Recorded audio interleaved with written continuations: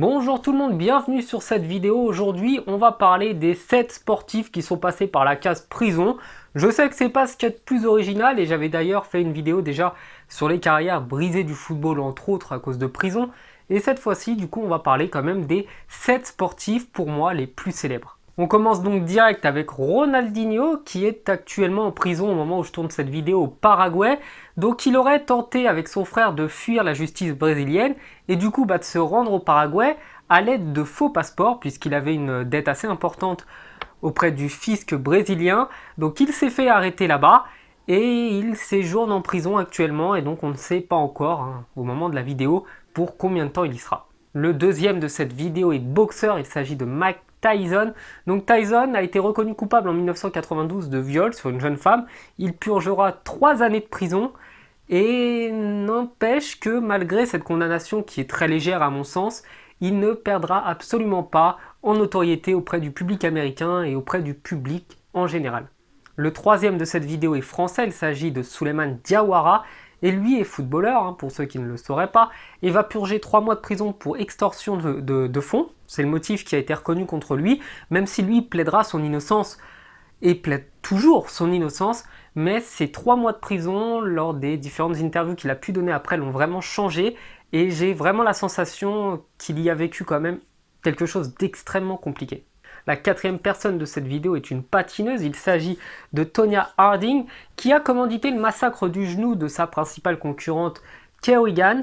Et manque de bol pour cette fille-là, non seulement Kerrigan finira deuxième de la compétition et donc elle n'a pas réussi à la mettre hors concours, mais en plus cette dernière qui a commandité cette infamie sportive, si je peux l'appeler comme ça, ne finira que huitième et en plus, du coup, ressortira de cette affaire avec une notoriété immonde auprès de tout le monde. Cinquième dans cette vidéo est Mancini. Donc je crois que j'avais déjà parlé de lui il y a 3 ou 4 ans sur ma chaîne, donc autant vous dire que ça date. Et Mancini a pris 5 ans de prison pour le viol d'une femme en 2014. Et là encore, je trouve vraiment que la justice est extrêmement gentille avec les personnes qui commettent des horreurs de ce calibre-là. Honnêtement, c'est le type de personne, footballeur, pas footballeur, star ou pas star, qui mériterait de prendre minimum 20 ans de prison pour ce genre d'horreur. Le sixième de la vidéo est Oscar Pistorius. Donc l'affaire avait fait énormément de bruit en Australie puisqu'il a assassiné, pour moi assassiné, sa copine qui s'était réfugiée dans des toilettes, prétendant, mais ça n'a pas marché pour lui, qu'il avait cru que c'était un cambrioleur, parce que c'est sûr que un cambrioleur qui dit « Chérie, chérie, arrête, c'est moi, chérie, chérie, calme-toi », c'est forcément un cambrioleur, et qui est tellement doué qu'il arrive à imiter la voix de sa femme.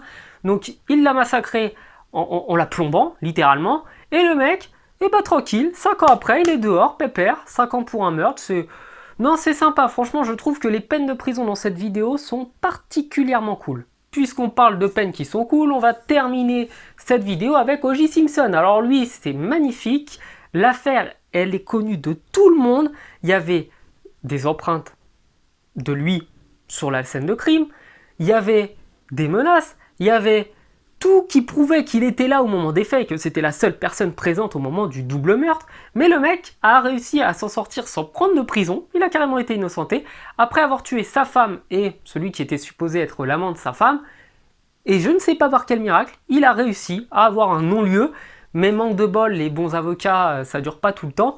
Et il va être condamné, il n'y a pas très longtemps, à 33 années de prison pour vol à main armée. Donc autant vous dire qu'il s'en était sorti la première fois, mais que la justice américaine a décidé de ne pas se laisser berner pour toujours. Et bien voilà, cette vidéo est terminée, j'espère qu'elle vous aura plu. Du coup, vous pouvez bien entendu aller chercher plus d'informations sur internet sur ces différentes affaires. Là, je vous les ai simplement présentées en gros.